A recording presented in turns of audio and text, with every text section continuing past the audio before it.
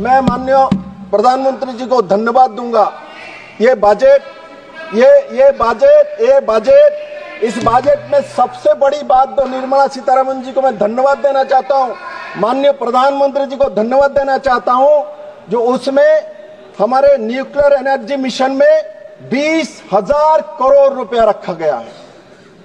20,000 करोड़ रुपया, इसको दर्शाते माननीय प्रधानमंत्री जी का जो दूरदर्शिता, क्योंकि हमारे थर्मल पावर में कोयला के द्वारा चालित होता है, इसका एक सीमा है। एक सीमा के बाद हमारे थर्मल पावर में कोयला के द्वारा नहीं चल सकता है।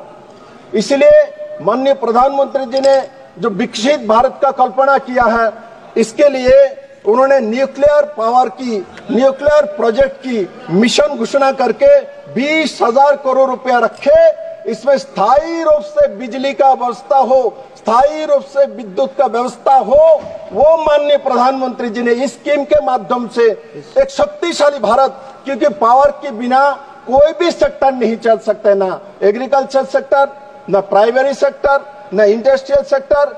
घर के बिजली के बिना तो हमारे बत्ती भी नहीं जल सकता है। और माननीय प्रधानमंत्री जी ने ये 20,000 करोड़ रुपया रख के न्यूक्लियर पावर के तरफ भारत को लेते जाते हुए ये नया नौजवान के लिए भविष्य का एक शुरुआत किया हुआ है, माननीय अध्यक्ष महोदय।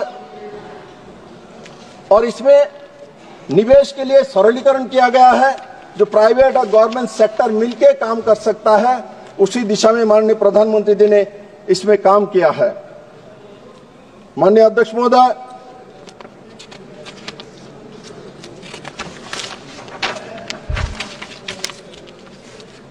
इस बजट में जो आम आदमी के बारे में जो बोला जाता है, बोले आम जनता के लिए क्या रखा गया है। एक तो रखा गया 12 लाख रुपए इनकम तक सभी को टैक्स देने का जरूरत नहीं है। स्वाभाविक तौर पे इसमें जो मिडिल क्लास है वही लोगों को सुविधा मिलेगी। और साथ साथ जो 36 लाइफ सेविंग ड्रग्स जो है उसको कस्टम ड्यूटी से मुक्त कर दिया गया है। ये एक बड़ी जो रिलीफ है वो मिडिल क्लास और जो हमारे अंतिम जन है इनके लिए किया गया है। और साथ ही साथ जो 70 वर्ष के ऊपर है, कोई भी जाति का हो, किसका कोई भी इनकम हो, इन सभी को जो 5 लाख की इंश्योरेंस के योजना में रखा गया है। और साथ ही साथ जो आयुष्मान भारत योजना माननीय प्रधानमंत्री जी ने जो इस देश के लिए लाया गया था, हम छोटे रहे तो ये सुनते थे यूरोपियन देश में हेल्थ इंश्योरेंस किया जाता है, हेल्थ के लिए सरकार सोचता है। हमारे कल्पना होती थी कभी हमारे लिए भी सोचे। मैंने माननीय प्रधानमंत्री नरेंद्र भाई मोदी जी को धन्यवाद देना चाहता हूं, जिस देश में किसी का पैदा होने के बाद उनका परिवार, माता पिता पहले तो बैंक में उनके पढ़ाई के लिए, बेटे के पढ़ाई के लिए पैसा रखते थे, बेटी के शादी के लिए पैसा रखते थे और इलाज के लिए पैसा जमा रखते थे। ये 3 चीज के लिए हमारे जैसा गरीब लोग जब आते हैं, परिवार के लोग ये 3 चीज के लिए बैंक में संचित करके रखते थे, क्योंकि बेटी का विवाह करना है, बेटे का पढ़ाई करना है और हमको इलाज के लिए। और ये तीनों दायित्व आज माननीय प्रधानमंत्री नरेंद्र भाई मोदी जी ने ले लिया है।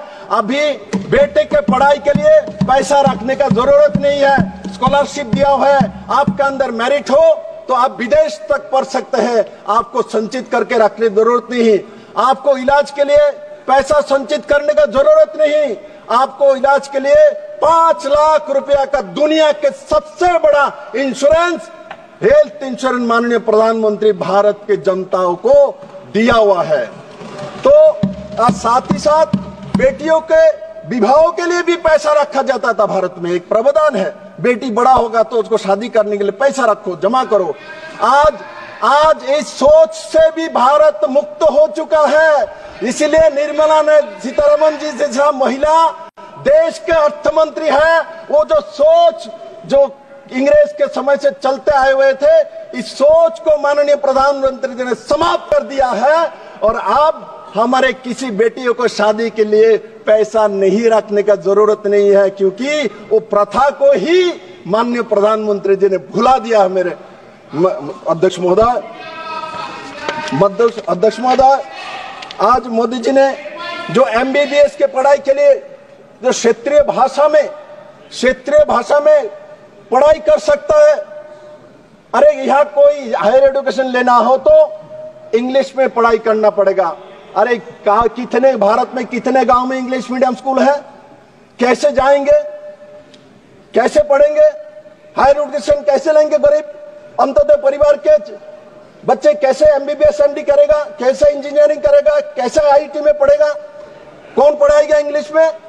आज मैं गर्व करता हूं माननीय प्रधानमंत्री जी आने के बाद जो कॉलोनियल लॉ था खत्म करते हुए आज देश में MBBS MD भी रीजनल लैंग्वेज में किया जाता है। ये बहुत देरी हुई है, ये बहुत पहले होता तो आज भारत में कोई नौजवान बेरोजगार नहीं रहता।